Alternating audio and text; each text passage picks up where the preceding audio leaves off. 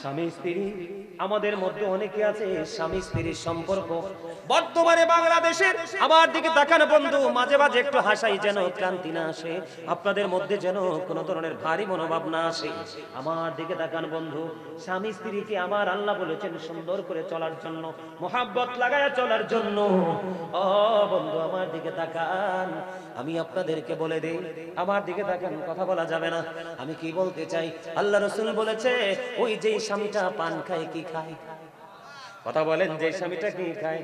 আমার রাসূল বলেছে যেই স্বামীটা পান খায়, তুমি তোমার স্বামীটা অনেক পরিশ্রম করে তোমার ঘরে ফিরে এসেছে, তুমি তোমার স্বামীটার কাছে বসে তার সাথে মিষ্টি মিষ্টি আলাপ করো, তার ক্লান্তিটা দূর করার চেষ্টা করো, আর সাথে সাথে একটা কিলি পান বানাইয়া দাও, এই পান বানাইয়া বা চা বানিয়ে দাও, যে যেটা পছন্দ করে। আল্লাহ রাসূল বলেছে স্বামী স্ত্রী মহব্বত করে কিছু সময় যদি প্রেমময় আলাপের মধ্যে যদি থাকতে পারো, তোমার আমল নামায় নফল ইবাদতের সওয়াব আমার আল্লাহ দিয়ে দিবে। সুবহানাল্লাহ, জোরে জোরে বলেন না সুবহানাল্লাহ। এখনকার স্বামী স্ত্রীর মধ্যে প্রেম আসেনি?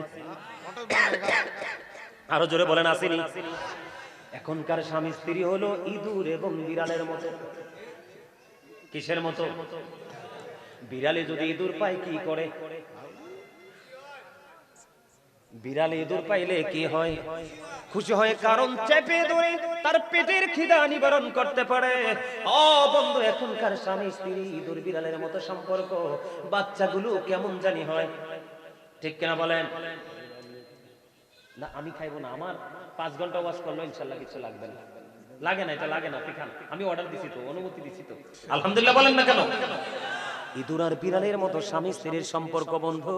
আমি আপনাদেরকে বলে দেই, সারাদিন স্বামী পরিশ্রম করলো, সারাটা দিন স্বামী তোমার জীবন জীবিকার জন্য পরিশ্রম করলো, সারাটা দিন ও বন্ধু এমন পরিশ্রম করলো, মাথা থেকে কত ফোঁটা ঘাম ও বন্ধু তোমার স্বামীর গায়ে দিয়ে ঝরে ঝরে পড়লো, কিন্তু স্বামীটা তোমার ঘরে আসলো, দেখতে দেখতে বিকেলটা শেষ হয়ে গেল, সন্ধ্যা শুরু হলো, রাত্রি যখন দ্বিপ্রহরের কাছাকাছি চলে আসলো, সকল মানুষ, পৃথিবীর প্রত্যেকটা মানুষ তোমার ঘুমিয়ে গেল, এই সময় স্বামী তোমাকে আপন করে কাছে চাইলো। কিন্তু বন্ধু, অত্যন্ত গুরুত্বপূর্ণ হাদিস, আমার রাসূল বলেছে এই সময় রাত্রি যখন দ্বিপ্রহর চলে আসলো, সমস্ত পৃথিবীর মানুষ নীরব হয়ে গেল, ও বন্ধু বিছানার সাথে পিঠ লাগিয়ে তারা ঘুমিয়ে গেল, ঠিক এমন সময় স্বামীর মনে চেয়েছে আমি আমার বিবিকে একটু ভালোবাসবো, একটু আদর দিব, একটু স্নেহ করব, কিন্তু বন্ধু স্বামী তোমাকে আদর করে কাছে ডাকলো গো, এই কাছে ডাকার পরে স্বামীটা তোমাকে সারাদিন পরিশ্রম করে তোমার সাথে মিষ্টি আলাপ করে একটু সময় কাটাবে, প্রেম ভালোবাসা ভাগাভাগি করে নিয়ে যাবে। আল্লাহ রাসূল বলেছে ও পৃথিবীর বিবি, ও পৃথিবীর বিবিরা, সবাই মিলে তোমরা শুনে রাখো, ওই স্বামী যখন তোমাকে ডাকলো, তুমি স্বামীটার ডাকে সাড়া দিলা না, মুখটাকে উল্টো দিকে ফিরিয়ে, মুখটাকে উল্টো দিকে ঘুরিয়ে তুমি কি করলা?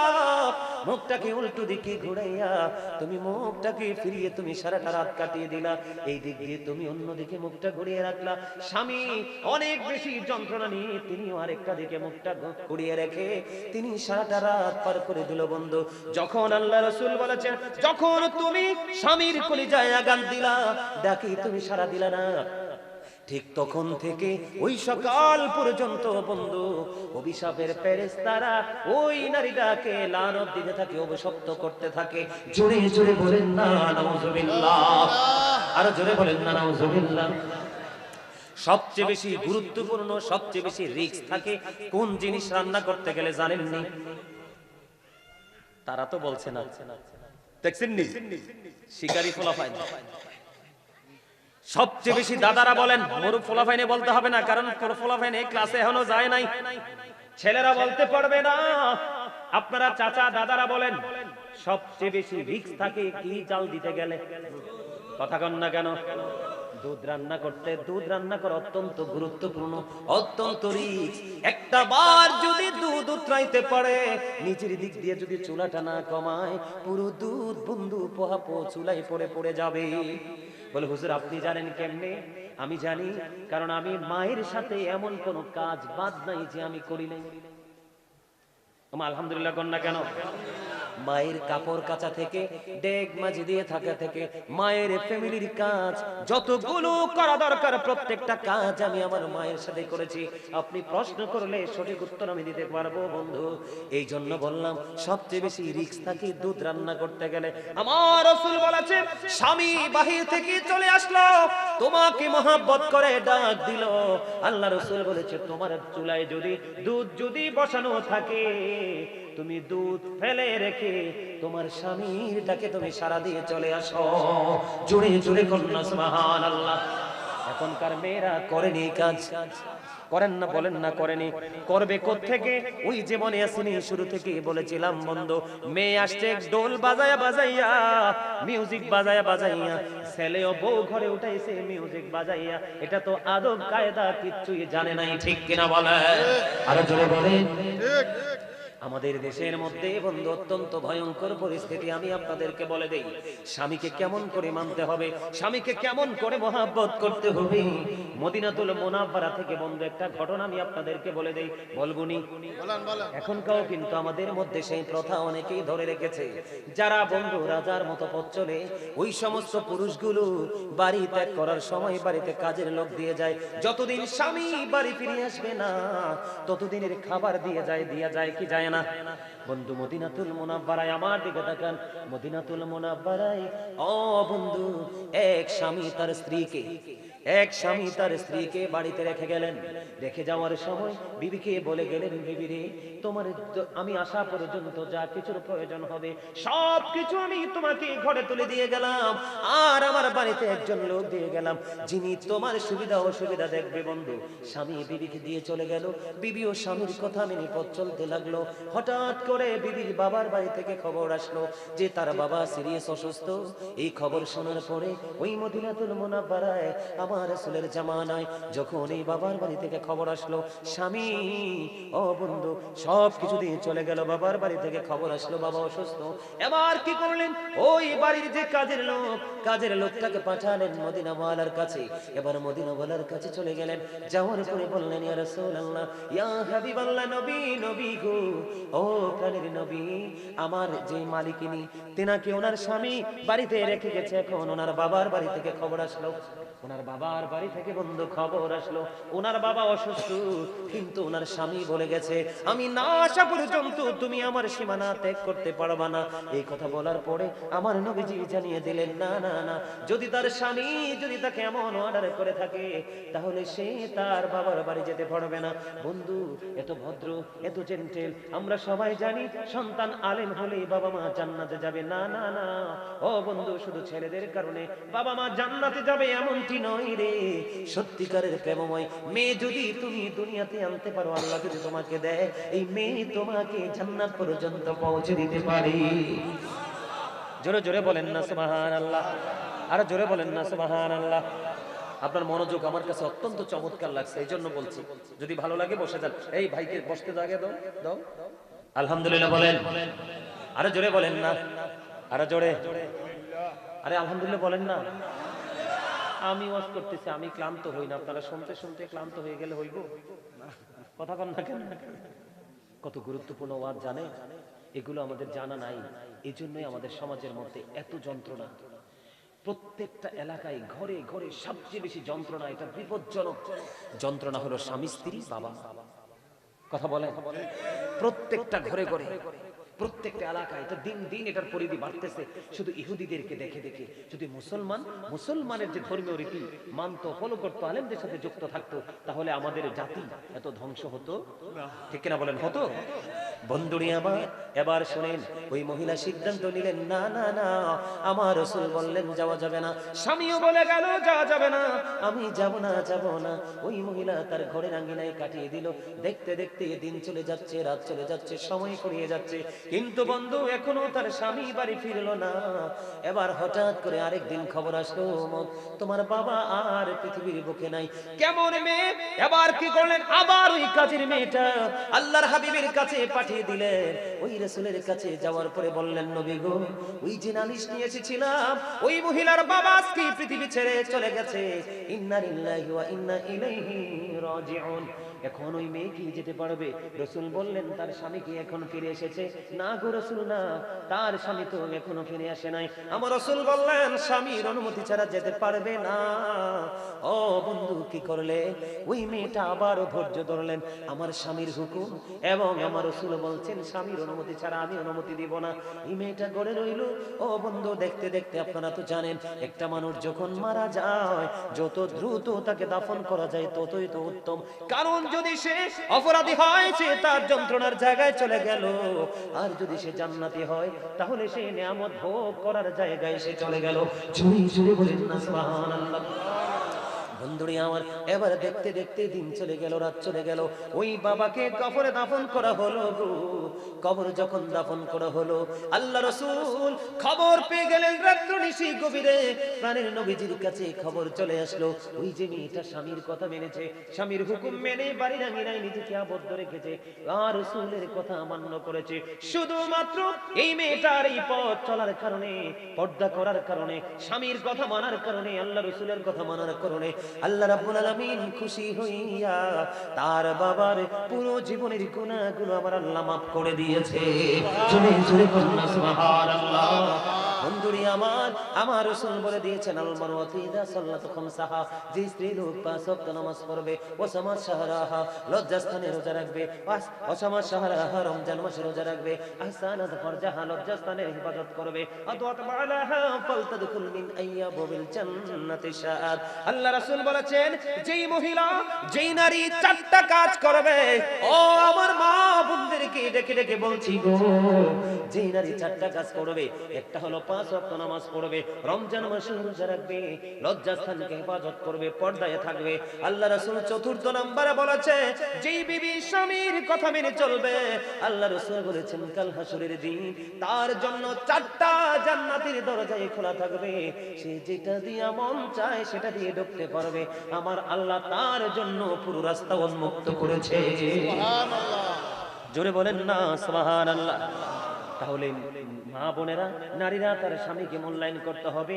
একটা নারীর জীবনে শ্রেষ্ঠ নেয়ামত হলো তার স্বামী, কারণ স্বামীর সন্তুষ্টিতেই নারীর জান্নাত। আল্লাহর হাবিব বলেছেন ও পৃথিবীর আমার মা বোনেরা সবাই মিলে শোনো গো, তুমি যদি তোমার স্বামীর কথা মতো চলতে পারো, তবে হ্যাঁ শুধু যে বিবি তার স্বামীর কথা মতো চলবে এমনটিও নয়, স্বামীটাও হতে হবে প্রেমময়।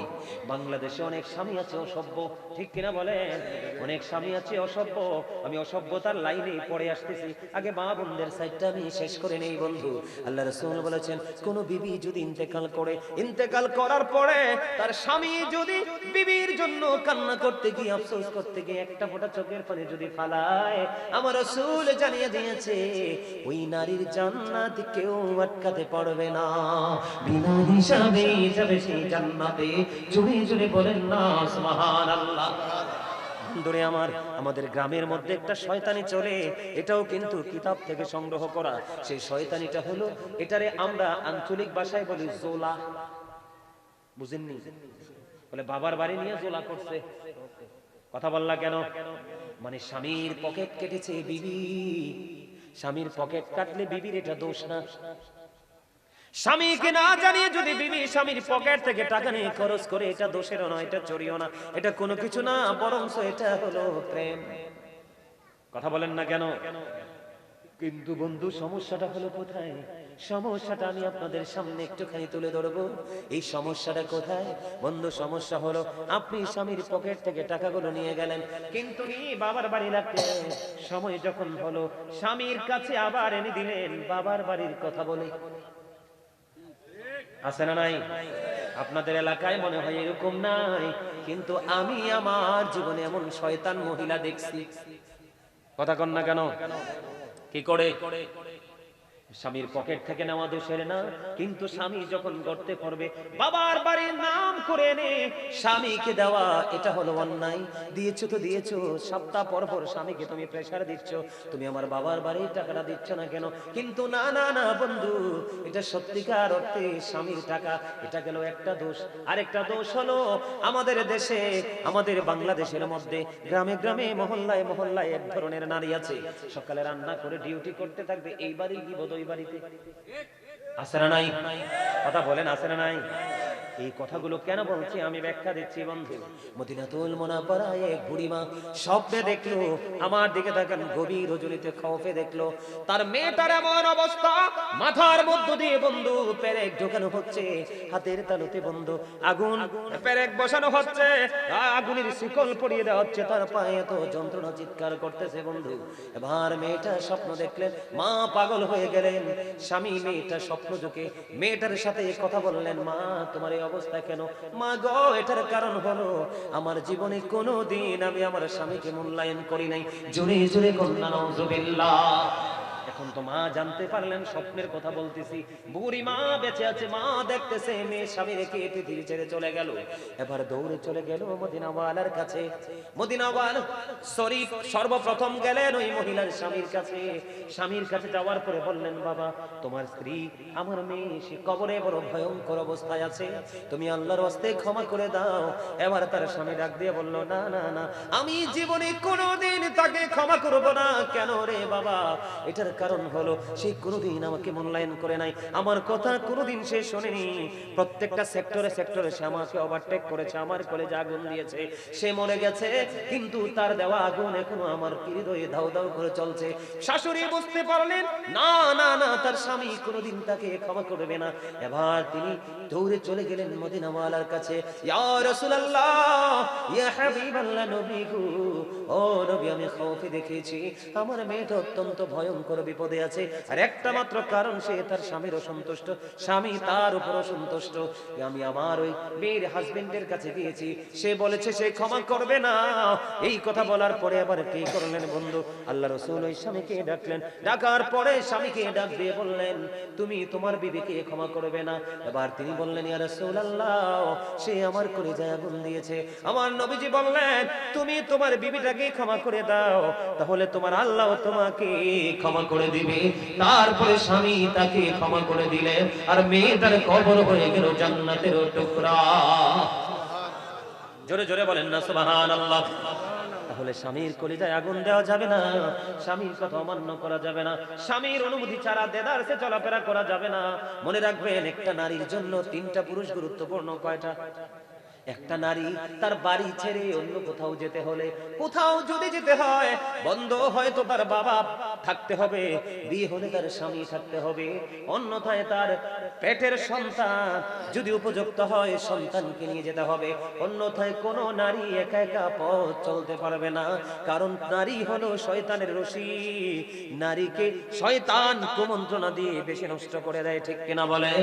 কারণ নারীরা হলো গোপনীয় জীব। কি গোপনীয় জীব? আল্লাহ রাসূল বলেছেন তোমরা তো ঘরের মধ্যেই থাকো, কারণ আল্লাহ কোরআনে বলেছেন, ওয়াকারনা ফি বুয়ুতিকুন্না ওয়ালা তাবাররাজনা তাবাররুজাল জাহিলিয়াতিল আউলা। আমার আল্লাহ বলেছেন, ওই জাহিলি যুগের নারীদের মতো তোমরা তোমাদের রূপকে অন্য কোনো বেগানা পুরুষকে দেখায়ও না, ঘর থেকে বের হয়ো না, তোমরা ঘরে থাকো। হুজুর, আমরা কি বের হব না? বের হব, তবে বের হব ঘরটা নিয়ে বের হব। আমি যেই পোশাক পরলে আমাকে কেউ চিনতে পারবে না, বুঝতে পারবে না, আমার বডি ফিটনেস সম্পর্কে কোনো ধারণা করতে পারবে না, ওই সমস্ত পোশাক পরে বের হতে হবে। এইভাবে পোশাক পরে পথ চলা একটা নারীর জন্য ফরজ। সুবহানাল্লাহ বলেন না কেন? আরো জোরে বলেন না সুবহানাল্লাহ। তাহলে নারীদেরকে নিয়ে নারীদেরকে সতর্ক থাকার দরকার আছে না নাই? বন্ধুরে আমার, এখন অনেক স্বামী আছে আমি দেখতে পাই, সেও সাথে আছে, বিবিকে এমন শাড়ি পরাইছে পাতলা, বিবি থ্রি পিস পরেছে, থ্রি পিস পরা কিন্তু সুন্নতি পোশাক, পুরো অঙ্গ ঢেকে থাকে, কিন্তু বন্ধু তুমি থ্রি পিসের সাথে ওড়না পরাইলা, ওই ওড়নাটা হলো একেবারে নেট জালের মতো, মাথায় দিয়েছে ঠিকই, কিন্তু তার অঙ্গ দেখা যায়। আল্লাহ রাসূল বললেন, যেই নারী পোশাক পরার পরেও তার অঙ্গ দেখা যায়, ওই নারী পোশাক পরিহিত নারী নয়, ওই নারী হলেন উলঙ্গিনী। সুরসুর কন্যা, নাউজুবিল্লাহ। তাহলে আজকে থেকে কি করা যাবে না বন্ধু? আবু বকরের কন্যা আমার রাসূলের সামনে দিয়ে যাচ্ছে, কিন্তু তার পরনে পোশাকটা ছিল পাতলা। আল্লাহ রাসূলকে সালাম দিলেন, আল্লাহর হাবিব তার সালামের জবাব দিলেন, কিন্তু উল্টো দিকে তাকিয়ে রইলেন। বলে, হুজুর কেন গো? কারণ আমার রাসূল বলে দিয়েছেন, মেয়েরা যখন প্রাপ্তবয়স্ক হয় তখন তাদের এই সব কিছু ঢেকে রাখতে হয়, ফরজ। কারণ পাতলা পোশাক পরলে অঙ্গ দেখা যায়, এই পোশাক পরলেও তার জাহান্নাম সুনিশ্চিত থাকে। জোরে জোরে কন্যা নাউজুবিল্লাহ। কয়টা বাজে? ওমা রাজ্যের বাচ্চা গেছে তো ওয়াজটা শেষ করে দিতে হইবে হ্যাঁ ভাল লাগে আপনার কাছে ভাল লাগেনি সবার কাছে আরো জোরে কোন ঠিক আরো জোরে সবার কাছে ভাল লাগে তাহলে একটা গজল গাই গাইবো আরো জোরে সাবধানে থাকি ওনারি পর্দার আড়ালে হাদিসে হারাম লেখে অন্য দেখিলে সাবধানে থাকি ওনারি পর্দার আড়ালে পর্দা করে চললে নারী ফাতেমারি সঙ্গে তুমি ফাতেমারি সঙ্গে তোমার জান্নাত হবে সাবধানে থাকিও নারী পর্দার আড়ালে বর্তমানের নারী গণে তারা স্বামীদেরকে ঘরে রেখে ভালো লাগে না তাদের পার্কে না গেলে এনার্জি নাই সব এনার্জি ঠিক কেন হলেন আমি কি বল কথা কইছি ভালো লাগে না তাদের পার্কে না গেলে সাবধানে থাকিও নারী পর্দার আড়ালে বর্তমানের নারী গণে তারা ঠুটে গালে আলতা মেখে রূপের ব্যবসা করে তারা শহরে চলে ঠিক না বাড়ে রূপের ব্যবসা করে তারা শহরে চলে সাবধানে থাকিও নারী পর্দার আড়ালে আজকালের নারী গণে তারা স্বামীদেরকে ঘরে রেখে ভালো লাগে না তাদের মার্কেটে না করলে ঠিক না ঠিক ভালো লাগে না তাদের মার্কেটে না করলে সাবধানে থাকিও নারী পর্দার আড়ালে ঠিক না বেঠি আরো জোরে বলেন এটার জন্য কিন্তু বিবি জাহান্নামে যাবে না এটার জন্য কিন্তু বিবি দায়ী হবে না প্রত্যেকটা স্বামীর কাঁধে তুলবে জাহান্নাম নামক বাঁশ কথা বল না কেন কারণ বিবি তো আপনার রাখবেন কিভাবে ডিসাইড করবেন আপনি তো ছেড়ে দিয়েছেন ঠিক কিনা বলেন তাহলে বন্ধু বাবা মা স্বামী এবং সন্তান সবাইকে অ্যালার্ট থাকতে হবে ছেড়ে দিলে চলবে না আপনার আমার প্রাণের রাসূল তিনি কি বলে দিয়েছেন আমার দিকে তাকান আমাদের সমাজের মধ্যে কিছু নারী আছে পুরুষের মতো চলে আমার কথা কয় না কেন আছে না নাই দাদা ভাই আসেনি আছে না দেখবেন ছেলের আর গেঞ্জি পরে ও যুবক তোমরা কেন বোঝো না আমি কিন্তু শপিং করতে যাই আমার সে ভালো শপিং এখানে আপনারা কেউ করতে পারবে না মহিলাদের জিনিস আমার চেয়ে ভালো কেউ করতে পারবেন না বলে হুজুর কেন আমার ফ্যামিলির কোনো মহিলা বাইরে এসে বাজার করে না যদি কাপড় কিনি সেটাও আমি থ্রি পিস কিনি আমি জুতাও কিনি আমি সব কিছু কিনে দেই আমি আমার পরিবারকে আমার ফ্যামিলি কিন্তু জয়েন্ট ফ্যামিলি কাপড় কিনলে অনেকগুলো কিনতে হয় জুতা কিনলে অনেকগুলো কিনতে হয় বন্ধ এমনি করে করে সব কিছু আমি কিনে দেই কখনো কোনো তাদের কোনো অভিযোগ থাকে না এটা বলার কারণ হলো আমি যখন শপিং মলে যাই পুরুষের শুধু কয়েকটা জিনিস আমি খুঁজে পাই একটা লুঙ্গি একটা প্যান্ট একটা পায়জামা একটা ট্রাউজার একটা টি-শার্ট আর একটা গেঞ্জি এই তো পুরুষের কি শেষ না আর কি কিছু আছে কিন্তু বন্ধু তুমি মার্কেটে যাও গো যাওয়ার পরে তুমি ওয়ান পিস থেকে টু পিস থেকে থ্রি পিস থেকে ফোর পিস থেকে ও বন্ধু তুমি যত তুমি মার্কেটে ঘুরবে শুধু নারীদের পোশাক কিন্তু ওই হতভাগা নারীটা কতই হতভাগা এত সুন্দর সুন্দর ড্রেস থাকার পরেও এত সুন্দর সুন্দর পোশাক থাকার পরেও বাজারে গিয়ে একটা বন্ধু হাফাতা গেঞ্জি কিনে আনে বাজারে গিয়ে একটা শার্ট কিনে আনে আছে না নাই আমি আপনাদেরকে বলে দেই আগামী দিন থেকে বলবেন গাজী সুলাইমান বানিয়ে কোনো কথা বলছে কিনা এই ছেলেরা পরাটাই স্বাভাবিক কিন্তু মেয়েরাও এখন জিন্স প্যান্ট কিনে পরে কি পড়ে না বন্ধুরি আমার আমি আপনাদেরকে আজকে বলে দেই কারণ নারীরা হলো সবচেয়ে সম্মানী ফুটন্ত ফুলের মতো মায়ের জাত তারা সর্বোচ্চ সম্মানী কিন্তু বন্ধু তার উল্টো দিকে গেলে এটা শয়তানের রশিও কথা কন না কেন পৃথিবীর বুকে যত পুরুষকে ফান্দে ফালিয়েছে যত পুরুষকে ধ্বংস করেছে নারীরাও কারণ আপনাকে মনে রাখতে হবে যেখানে একজন বেগানা পুরুষ থাকে যেখানে আরেকজন বেগানা নারী থাকে এখানে তৃতীয় জন থাকে বন্ধু শয়তান ঠিক কিনা বলে এই জন্য আমি বলে দিতে চাই ও বন্ধু নারীদের পোশাক পুরুষের জন্য আর পুরুষের পোশাক নারীদের জন্য এই দুইটা শ্রেণীকে আমার রাসূল অভিশপ্ত বলে গেছেন জোরে জোরে কন্যা নাউজুবিল্লাহ এই যে আমাদের মধ্যে অনেক ছেলেদেরকে দেখা যায় মেয়েদের বেন মাথায় দেয় আছে না নাই আছে আরো জোরে আসেনি রে শাস্তু ভাই আছে না কথা কয় না আসেনি আরো জোরে কোন আবার দেখা যায় বন্ধু এখন অনেক ছেলেরা মেয়েদের ডিজাইনের পাঞ্জাবি বানায়, আছে না নাই? আরো জোরে, এখন দেখা যায় অনেক মেয়েরা ছেলেদের মতো শু পরে, কথা কয় না কেন? আসেনি? এই জন্য আমার রাসূল বলে দিয়েছেন, যেই নারীকে তোমরা দেখবা, খেয়াল করেন হাদিস শরীফের ভাষা কত। আমার রাসূল বললেন, যেই নারীকে তোমরা দেখতে পাবা পুরুষের মতো চলে, পুরুষের মতো পোশাক পরে, আল্লাহর নবী বলেছেন এই নারীর নাম হলো মর্দা মহিলা। কি মহিলা? এই নারী হলেন মর্দা নারী। আমার রাসূল বললেন, ওই মর্দা মহিলা যখন ইন্তেকাল করবে, ওই মহিলা ইন্তেকাল করার পরে তার জন্য একটা অভিশপ্ত খাবার আমার আল্লাহ বরাদ্দ করে রাখছে। ইয়া রাসূলুল্লাহ, ইয়া হাবিবাল্লাহ, নবী গো, ওই মর্দা মহিলার জন্য কি খাবার বরাদ্দ করেছে? আমার রাসূল বলে দিয়েছেন, ওই মর্দা মহিলার জন্য বরাদ্দ রাখেছে তিনাতুল খাবার। ইয়া রাসূলুল্লাহ, ইয়া হাবিবাল্লাহ, নবী গো, এই তিনাতুল খাবারটা কি গো নবী? আমার নবীজি বললেন, এই তিনাতুল খাবারটা হলো আরেকটা জাহান্নামীর নিংড়ানো রক্ত, পুজ অথবা ঘাম। জুড়ে জুড়ে কন্যা নাউজুবিল্লাহ। মানে একটা জাহান্নামী মরে পচে দুর্গন্ধযুক্ত হয়ে যাবে, লিকুইড হয়ে যাবে, আর এই খাবারটা আরেকটা নারী মর্দা মহিলার খাবার, কিন্তু কন্টিনিউয়াসলি খেতে হবে। বাঁচারও সুযোগ নাই, মরারও সুযোগ নাই, পালিয়ে যাওয়ারও সুযোগ নাই। কি হলো এবার? বিপদ কিনা বলে। তো সেই জন্য বাবা মা আপনার বিবিকে, কন্যাকে, নাতনিকে, বোনকে সবাই নিজের পাওয়ার অনুযায়ী কন্ট্রোলিং এ রাখার চেষ্টা করতে হবে। নারীদেরকে নিয়ে বন্ধু আর ওয়াজ করব না, এবার পুরুষদেরকে নিয়ে আমি শুরু করি। করার দরকার আছে নি? আছে আছে। এখন আমার পুরুষের ওয়াজ শুনলে নি আবার জায়গায় আমরা পালাই দিয়ে টেনশন করি, ওই কথা কন না কেন? ঠিক আছে, এবার পুরুষের ওয়াজ একটু করা দরকার আছে না নাই? পুরুষরা কেমন করে বন্ধু নারীদের উপর বিচার করে? আমার দিকে তাকান।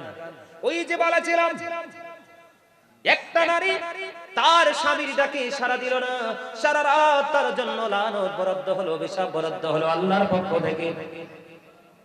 কিন্তু বন্ধু পুরুষেরও দায়িত্ব আছে গো। গিয়ে বউকে চট করে তুমি থাপ্পড় মারতে পারবা না। খাবারে যদি লবণ একটু কম হয় তার মা তোলে গালি দিতে পারবা না, কারণ তুমি যেমনি ভাবে বাইরে তুমি অনেক পরিশ্রম করো, মা বোনদের পরিশ্রম বন্ধু কম না, ঠিক কিনা বলেন? সারাটা দিন বন্ধু গ্রামের কথা বলছি, এই কত বড় উঠান, এই উঠানটা ঝাড়ু দিতে হয়, লাকড়ি দিয়ে রান্না হয়, গাছতল থেকে পাতা কুড়িয়ে আনতে হয়, হয় কি হয় না? রান্না বান্না শেষে বন্ধু হাড়ি পাতিল মাজতে হয়, স্বামী এবং তার পরিবারের মানুষগুলোকে তাদের মুখে তুলে খাবারটা দিতে হয়, হয় কি হয় না?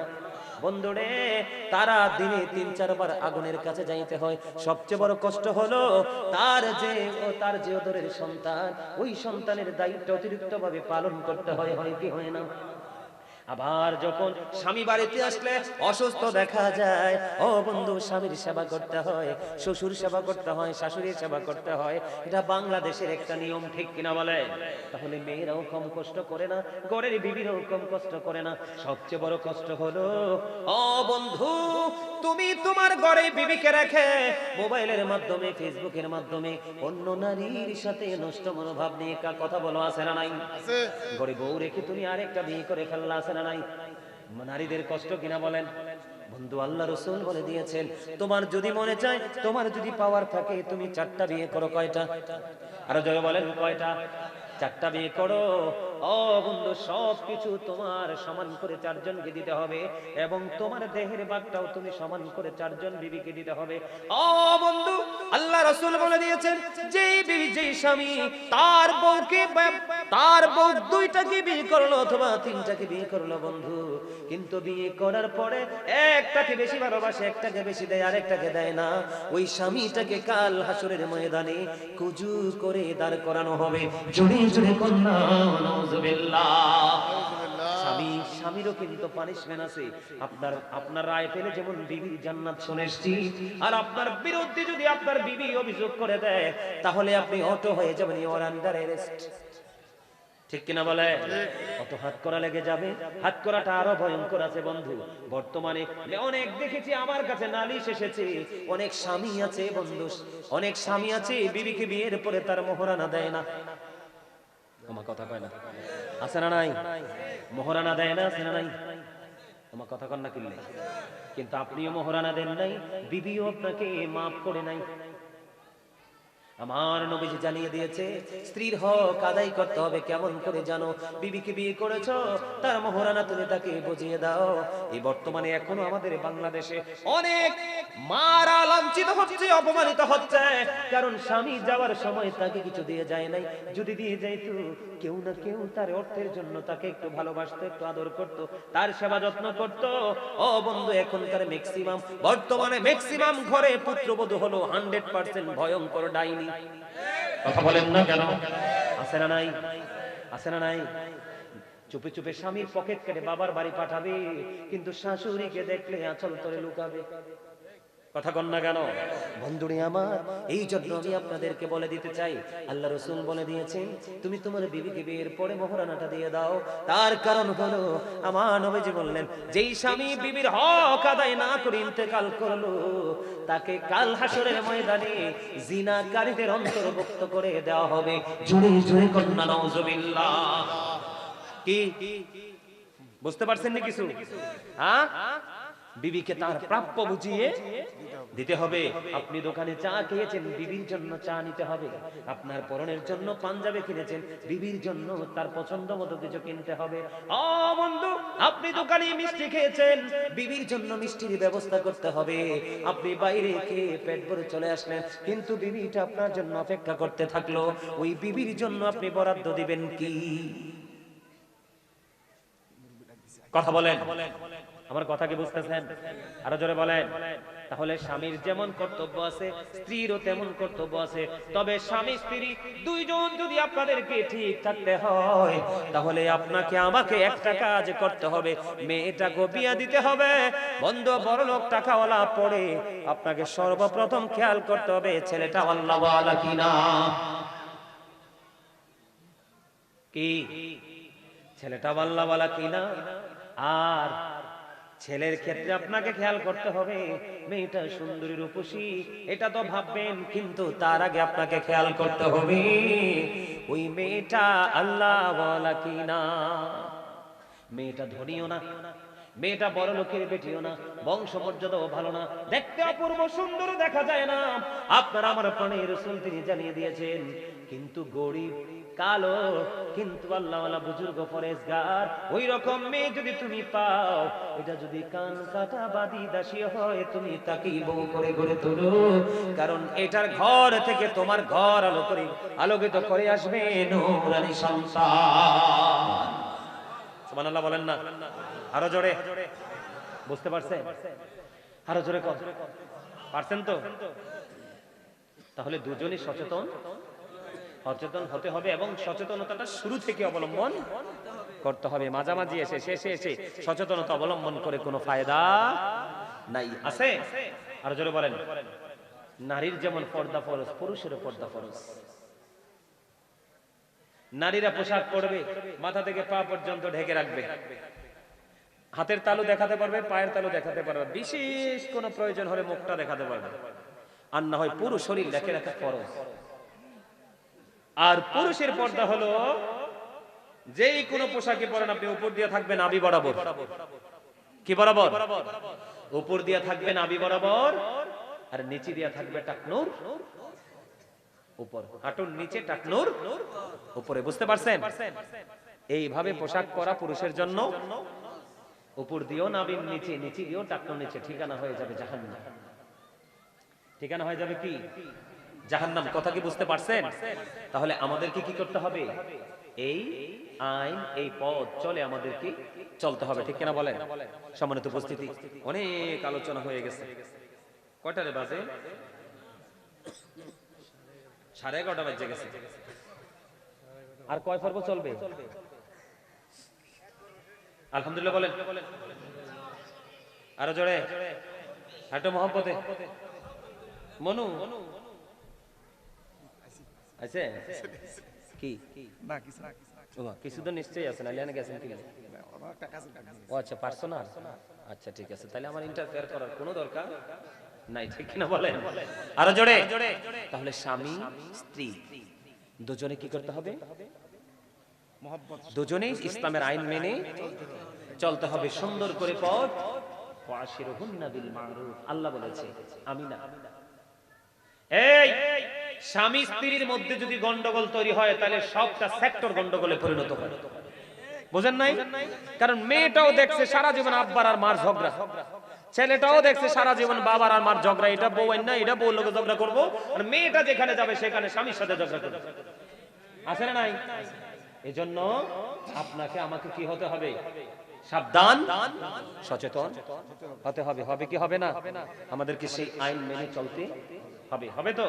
আমরা সেটা মানতে রাজি তো? আরো জোরে বলেন। এই মাহফিলটাতে হচ্ছে, আপনারা সবাই খুশি না? শোনেন, খুশি? আমরা বক্তার আছি বেকায়দায়, আমরা বক্তার আছি কি বেকায়দায়। সব সময় চেষ্টা করি সব চাহিদা মানুষের পূরণ করার জন্য আলোচনার ক্ষেত্রে। ওই যে উনি বললেন একটা পর্ব গেছে, এই মাত্র একটা পর্ব গেছে, আর 4টা পর্ব চলবে, এই কারণে আমার একটা দুঃখ মনে হয়েছে। কমো কইলে তেমনি দুঃখটা বেশি পুরনো না গত রাত্রে। এই তোমরা সবাই এটা ভালো করে রেকর্ড করো। আমি এখন যে দুঃখটা শেয়ার করবো এটা গোটা জাতির কাছে জানাই দিবা। আগামীকালকে তোমাদের কাজ হলো এটা সবাইকে জানিয়ে দেওয়া। আমি মোবাইলটা বের করি, আপনারা শোনেন একটু। আমরাও তো মানুষ, মানুষ না? আমরাও মানুষ। এই যে আপনার গতকালকে আমার মাহফিল ছিল দুইটা। কয়টা? একটা মাহফিল ছিল গতকালকে তারাপল্লা পশ্চিম পাড়া ওয়ারিশ প্রদানিয়া বাড়ি জামে মসজিদ ও ফুরকানিয়া মাদ্রাসার উদ্যোগে মাহফিলটা ছিল। আমাকে মাহফিলটাতে দাওয়াত দিয়েছে নূর নবী হুসাইন আবিদি। আমি জীবনে আলেম দেখছি, এমন বাটপার আলেম আমি দেখিনি। আমি তোমাদের কাছে ছবিটা সহ দিব, তোমরা ছবিটা সহ কালেক্ট করে দিয়ে দিবা, জাতিকে দেখাবা যে যেই কোনো মোল্লাকে, যেই কোনো দাড়িওয়ালা টুপিওয়ালা মসজিদে মিম্বরে দাঁড়াইলেই আলেম মনে করা যাবে। দেখেন তাদের সাথে আমার কথা, ফার্স্ট প্রোগ্রাম গতকালকে। এই নূর নবী হুসাইন আবিদিন, আবারও বলছি ঠিকানা হলো তারাপল্লা পশ্চিম পাড়া ওয়ারিশ প্রদানিয়া বাড়ি জামে মসজিদ ও ফুরকানিয়া মাদ্রাসার উদ্যোগে গতকালকের মাহফিল। তাদের সাথে কথা হলো, আমি বাদ এশা মানে এশার নামাজ পড়ে মাইক ধরবো, ঠিক জাস্ট 9টায় আমি মাইক ছেড়ে দিব। বাদ এশা মাইক ধরবো, ঠিক জাস্ট 9টায় আমি মাইক ছেড়ে দিব। কিন্তু আমি জানতাম না রাস্তা যত খারাপ, আর মাহফিল কমিটি ম্যাক্সিমাম মাহফিল কমিটি মিথ্যা কথা বলে, সঠিক তথ্য কখনোই দেয় না। বলে হুজুর এখানে আসেন, কিন্তু যাইতে হয় 15 থেকে 20 কিলোমিটার ভিতরে। এই কারণে আমাদের একটু বেকায়দায় পড়তে হয়, কিন্তু আমাদের এই সত্যটা বললেই কিন্তু হয়ে যায়। আমি এই ছেলেটার সাথে নূর নবী হুসাইন আবিদিন, তার সাথে আমি গতকালকে দুপুরেও কথা বলেছি। সে বলছে হুজুর আসেন, গোলবাহারের পরে একটু ভাঙ্গা। সে যদি বলতো হুজুর রাস্তাটা খুব খারাপ, আপনি চলে আসেন তাড়াতাড়ি, তাও আসর নামাজ পরে একটু পরে বের হয়ে গেছে। 3 ঘন্টা লাগছে যাওয়ায়, 3 ঘন্টা আসায়, 1.5 ঘন্টা আলোচনা। খেয়াল করেন কয় ঘন্টা সময় আমি দিয়েছি তাদের জন্য। আমি ঠিক 7:48 মিনিটে মাইক ধরছি। রাস্তা খারাপের কারণে গাড়িটা আগাইতে পারে নাই। 7:48 মিনিটে মাইক ধরেছি, ঠিক 9:20 মিনিটের পরে আমি মাইক ছাড়ছি। এখানে আমার সামনে কিন্তু এই মিডিয়ার লোকগুলো আছে, ওরাও কিন্তু গতকালকে ছিল। ওদের ক্যামেরাতে কিন্তু রেকর্ড আছে। মানুষ কত অসভ্য হতে পারে, কত ক্যারেক্টারলেস হতে পারে, কত লোভী হতে পারে। আর তাদের মাহফিলটা আমার কাছে মনে হয় একটা ব্যবসা প্রতিষ্ঠান ছিল, এটা ব্যবসার কেন্দ্র ছিল। কেন জানেন? কথা হলো এসার পরে মাইক ধরবো, 9টায় মাইক ছাড়বো। আমি মাইক ধরলাম 7:48 মিনিটে, মাইক ছাড়লাম 9:20 মিনিটের পরে। ঠিক 9:20 মিনিট বাজার পরে সে এসে আমাকে বলে হুজুর একটু কালেকশন করে দেন। অসভ্যতার তো একটা সীমা আছে, ঠিক কিনা বলেন? আমি ওদেরকে বারবার বলছি আমার আরেকটা প্রোগ্রাম আছে, এটা যেমন সুন্নিয়তের কাজ, ওটাও সুন্নিয়তের কাজ। আমার সারা বাংলাদেশের মানুষ জানে আমি কিন্তু 2টা প্রোগ্রাম করি না। বিশেষ বেকায়দায় পড়লে আমি 2টা প্রোগ্রাম করি, কারণ আমি একটা প্রোগ্রাম রাখলে আমি শান্তি পাই। কারণ শান্তি হলো আমার মন ইচ্ছা মতো আমি বিভিন্ন বিষয়ের উপর আলোচনা করতে পারি। কারণ এটা গুরুত্বপূর্ণ জায়গা, চাইলেও কিন্তু আগামী দিনে আবার এটা সাজানো সম্ভব। ঠিক ডক্টর হাসান আল আজহারি সাহেব তিনি গেটের সামনে আসলো, তখন আমি বলছি যে আমি ভাবছি উনি প্যান্ডেলে ঢুকবে, কিন্তু উনি প্যান্ডেলে না ঢুকে উনি রুমের দিকে চলে যাচ্ছে। তখন ওই যে ছেলেটা নুরু নবী হুসাইন আবিদিন, সেই ছেলেটাকে বললাম যে ভাই আমার ওই মাহফিলটা 10টায় ধরার কথা, এখানে বাজে 9টা 20, আমি কি করব? আমি বললাম যে ভাই তুমি একটু আজারি সাহেব যেহেতু চলে আসছে, তুমি প্রোগ্রামটা একটু জিকির করো, আমি চলে যাই, কারণ আমি ওই মাহফিলেও প্রধান অতিথি। আমি মাহফিলটা শেষ করলাম, শেষ করার পরে এখনো পর্যন্ত 1 টাকা হাদিয়া আমাকে মাহফিলে দেয়। নাউজুবিল্লাহ বললেন না?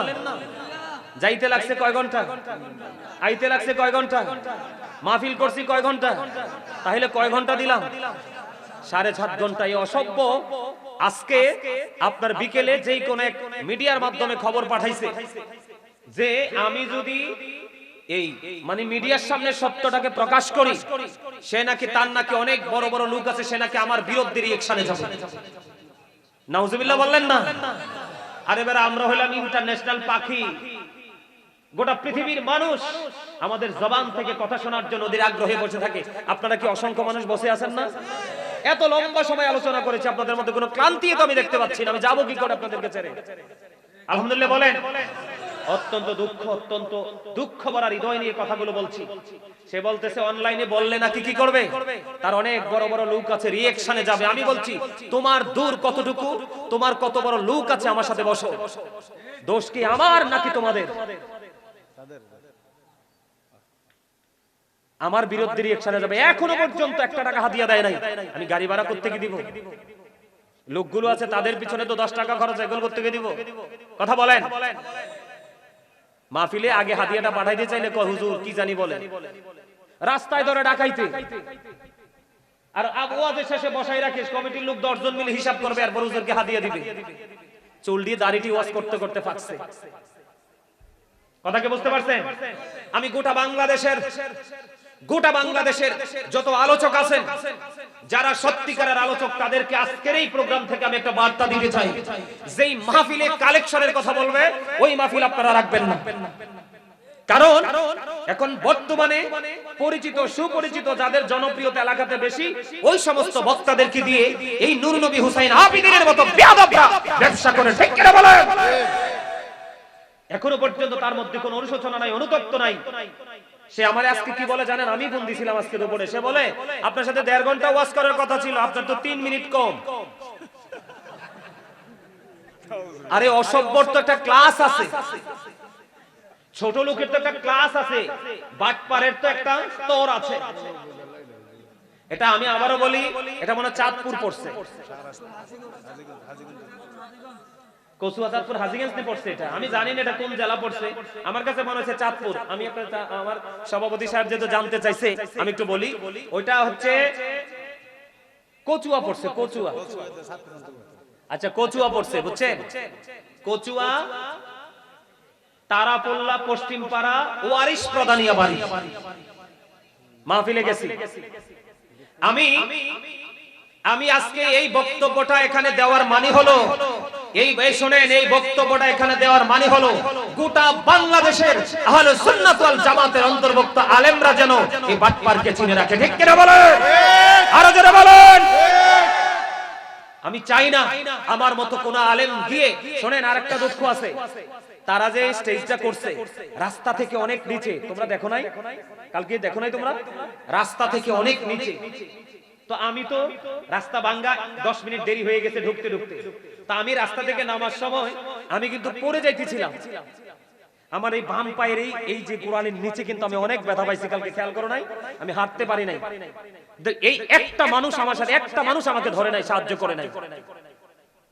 অথচ উল্টোটা দেখেন, উল্টোটা দেখেন। আপনারা কি আমার কথা বুঝতে পারছেন? সবাই বুঝতে পারছেন? তাহলে মাহফিলে যেই আলেমদেরকে দাওয়াত দিয়ে কালেকশন করাবে, হ্যাঁ সবাই যে ব্যবসা করে তা না, কিছু মানুষ মসজিদ মাদ্রাসার জন্য কালেকশন করে, কিন্তু ম্যাক্সিমামই আপনার এটা ব্যবসা। কি তোমরা সবাই ভালো করে বাটপারের ছবি দিয়ে তোমরা জাতির সামনে তুলে দিবা, সে নাকি আমাকে চ্যালেঞ্জ করেছে, আমি দেখি তার পাওয়ার কত। ঠিক কিনা বলে? মিডিয়াগুলোতে রেকর্ড আছে। আবার বলে আমার বিরুদ্ধে নাকি রিঅ্যাকশনে যাবে, তার নাকি বড় বড় লোক আছে। আমি দেখি তার কত বড় লোক আছে, আমি দেখতে চাই তার পাওয়ার কত। ঠিক কিনা বলেন? অথচ সেকেন্ড যে মাহফিল, খেয়াল করেন, ভদ্রতা, নম্রতা, শিক্ষা কত গুরুত্বপূর্ণ জিনিস। লোভ মানুষকে ধ্বংস করে দেয়। পরের মাহফিলটা, কথা শোনেন, কথা শোনেন, পরের মাহফিলটাতে ধরার কথা মাইক 10টায়, ঠিক কি রে? কয়টায়? 10টায়। লাকসাম সিংহুরিয়া গ্রাম যুব সমাজের উদ্যোগে আজকে যেরকম যুবকরা দল বেঁধে বসে আছে না, মাইক ধরার কথা 10টা, ওখানে মাইক ধরছি কি 11টার পরে। এর পরেও একটা মানুষ একটা শব্দ করতে বলেন, একটা মানুষ একটা শব্দ করে নাই। মনে হয় যে আমারে পাওয়ার পরে মনে হয় যে তাদের তৃষ্ণা মিটছে, পানির পিপাসা ছিল আমাকে নিয়ে। দেখেন মানুষ দুইটাই, কিন্তু মাহফিল দুইটাই মানুষ। তো পরে সেকেন্ড মাহফিলে একজন এসে বলে, হুজুর আমাদের আগামী বছরের জন্য একটু নগদ কালেকশন করে দেন না। আমার ডান পাশে ছিলেন প্রধান অতিথি, সভাপতি। যখন কালেকশনের কথা বলছে, প্রধান অতিথি ডাক দিয়ে বলতেছে, এই হুজুর কালেকশন করতে পারবে না। সুবহানাল্লাহ বলবেন না? হুজুর কালেকশন করতে পারবেন, উনি অনেক চমৎকার আলোচনা করেছে, আর আমাদের কালেকশনের দরকার নাই, আমরা আসি তো আগামী বছর মাহফিলে আমরা আবার হুজুরকে ডাকবো এবং আমরা সবাই মিলে মাহফিল করব, দর্শকদের থেকে কালেকশনের দরকার নাই। জোরে জোরে কন্যা আলহামদুলিল্লাহ। 1 ঘন্টার উপরে দেরি করে গেল। আর হাদিয়াটা এরারে জিজ্ঞেস করেন, এরা তো ছিল এত নম্র ভাবে, এত ভদ্র ভাবে, মানে ভাষার যে সৌন্দর্য কাকে বলে। হাদিয়াটা পকেটে দিয়ে, হুজুর আপনি রাগ হইছেন নি? আজকে পর্যন্ত ফোন দিয়ে জিজ্ঞেস করছে, হুজুর আপনার মনে কষ্ট আসেনি? আমি বাসার কাছাকাছি চলে আসছি, মাহফিল কমিটি ফোন দিয়ে বলতেছে, হুজুর আপনি কোনো দুঃখ পাইছেন নি, কষ্ট পাইছেন নি? আর এই অসভ্য খোঁজ খবর তো নেয় না, হাদিয়া তো দেয় না, আবার আমারে থ্রেট দেয়।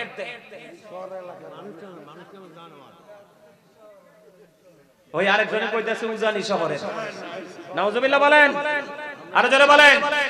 আবার আমি বলি আপনাদেরকে, সবাই মুখস্থ রাখবেন, এটা সবাইকে জানাই দিবেন, গোটা বাংলাদেশের আলোচকরা যেন সাবধান হতে পারে। এখানে আমার কি কোনো দোষ আছে? কথা বলেন। বেয়াদব আজকে আমাকে ফোন দিয়ে বলে 3 মিনিট নাকি বাকি ছিল 1.5 ঘন্টা থেকে।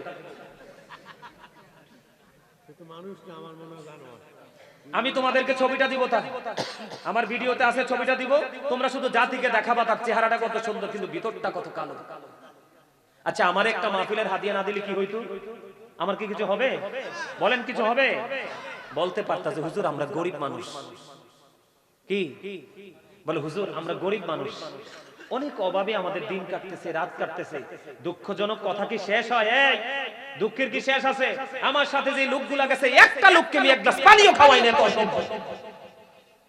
আমি না হয় দোষ করছি, মানলাম 1 সেকেন্ডের জন্য আমি দোষে করছি। কথা বলেন, আমার কথা বলেন। আমার সাথে যারা গেছে তারা কি একটু পানি খাওয়ার যোগ্যতা রাখে না? কথা বলেন না, রাখে কি রাখে না? তোমরা আমাকে বলতে পারতা যে হুজুর আমরা তো গরিব, আমাদেরও তো টাকা পয়সা নাই, আমরা আপনারে মহব্বত করি, মহব্বত করে দাওয়াত দিছি, এই জন্য আমরা হুজুর সরি আমরা হাদিয়া দিতে পারবো না। একটা হাসি দিয়ে আমারে বিদায় দিতা। একটা লোক আমার পিছনে পর্যন্ত আসে নাই, জানেন? আবার বলে কি আমি নাকি কয়, আজকে আবার বলতেছে ফোন দেওয়ার পরে, আপনি তো দাঁড়ান নাই। আমি কি এই বেটা, আমি কি রাখাল? তোর মেশ চড়িয়েছি যে আমি তোর জন্য হাদিয়ার জন্য তোর পিছন পিছন তোর বাড়ি যাব? আমাকে কি রাখাল মনে হয় যে সারাদিন আমি তোমার গবাদি পশু চড়িয়েছি, বিকেল বেলা তুমি আমার পারিশ্রমিক দিবা, আমি তোমার পাশে পাশে দৌড়াবো? নাউজুবিল্লাহ বলবেন না আরেকবার? আপনাদেরকে বলে দেই, আলেমদেরকে যথাযথ সম্মান দিতে পারলে তাদেরকে দাওয়াত দিবেন। আর দাওয়াত দিয়ে আনছেন তো কিচ্ছু দিতে পারবেন না। সত্যিকারের আলেম যারা একটা মানে একটা ওয়ার্ড অভিযোগ করবে না, রাগও করবে না, আপনার এখান থেকে হাসি মুখে বিদায় নিবে, যদি আপনি হাসি খুশি ভাবে বিদায় দিতে পারেন। ঠিক কিনা বলেন? আজকের এই মাহফিল থেকে গোটা বাংলাদেশের মাহফিল কমিটিকে আমি বলি, এরকম অনেক ঘটনা হয়, এরকম অনেক ঘটনা হয়, প্রতি বছর 2-4টা ঘটে। ঘটে না? ঘটে, কিন্তু মুখ খুলি না। কিন্তু গতকালকের আচরণে খুব কষ্ট পাইছি, খুব কষ্ট পাইছি, যেই কষ্টের শেষ নাই। আবার আমাকে লোক মারফতে আমাকে থ্রেট দেয়। নাউজুবিল্লাহ বলেন, আরো জোরে। কুকুর কিন্তু গেউ গেউ তার বাড়ির আঙ্গিনাই করে। ঠিক কিনা বলেন? আরো জোরে। আরেকটু মনে হয় যে হে বাংলাদেশটা হের আর আমি দেশে ভাড়া থাকি। কি মনে হয় যে আমি এই দেশের ভাড়াটিয়া, কয়দিনের জন্য আমি কিনেছি, লিজ দিছি, যে কয়দিন পরে আমি চলে যাব, তুমি থাকবা। সম্মানিত উপস্থিতি, যাক অনেক কথা বলে ফেলছি, কষ্ট, অনেক কষ্ট মনে। এজন্য মনে মনে ভাবছি, যেহেতু উনি একটু আমাকে যে পয়েন্ট মনে করাই দিল, আমি দেখছি যেই মাহফিলগুলোতে আপনার কালেকশন হয়, মানে কালেকশনের লোক, টাকা মানে ইনকাম করা লোক থাকে যেই মাহফিলটাতে, ওই মাহফিলটাতে গন্ডগোল হয়। আর যেটা নিঃস্বার্থভাবে করে আল্লাহ রাসূলের সন্তুষ্টির জন্য, তাদের কোনো অভিযোগ থাকে না।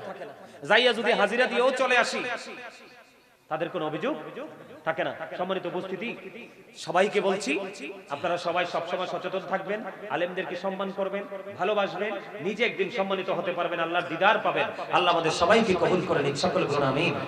আরো জোরে বলেন আমিন, আর একটু মহব্বতে বলুন আমিন। সম্মানিত উপস্থিতি, আমাদের সকল নোংরা কাজ, সকল অন্যায় অপরাধ থেকে যদি আমরা নিজেদেরকে বাঁচাতে চাই, তাহলে আমরা 5 ওয়াক্ত নামাজ পড়লেই হবে। কি করলে হবে? 5 ওয়াক্ত নামাজ। আমরা তো অন্যায় অপরাধ সবকিছুই করি।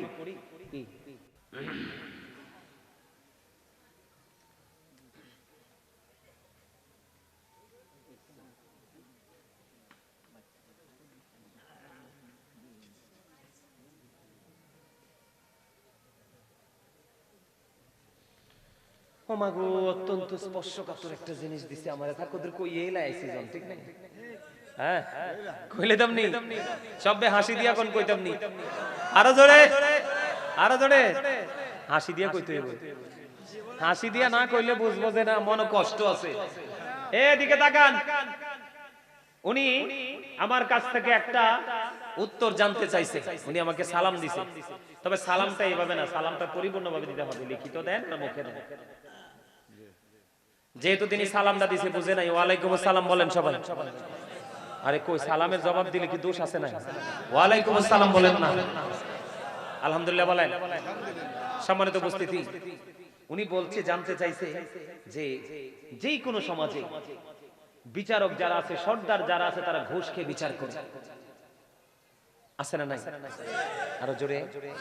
প্রত্যেকটা সমাজ, প্রত্যেকটা মহল্লায় কিন্তু এরকম একটা টিম থাকে, সমাজ পরিচালনার জন্য একটা টিম থাকে, এর মধ্যে 2-1টা ডিস্টার্ব থাকে। থাকে কি থাকে না? আরো জোরে। আমি আপনাদেরকে বলি, হাদিস শরীফ থেকে বলছি, খেয়াল করেন, এগুলো গুরুত্বপূর্ণ জিনিস। নামাজ পড়ার পরে যদি এগুলো ছাড়তে না পারেন, তাই নামাজ দিয়ে কোনো লাভ হবে না। কারণ আল্লাহ সূরা আনকাবুতে বলেছেন, ইন্নাস সালাতা তানহা আনিল ফাহশাই ওয়াল মুনকার। নামাজ মানুষকে খারাপ কাজ থেকে বাঁচিয়ে রাখে, কিন্তু নামাজ পড়ার পরেও যিনি খারাপ কাজ ছাড়তে পারে না, তিনি কখনোই নামাজি হতে পারে না। এবার আসেন,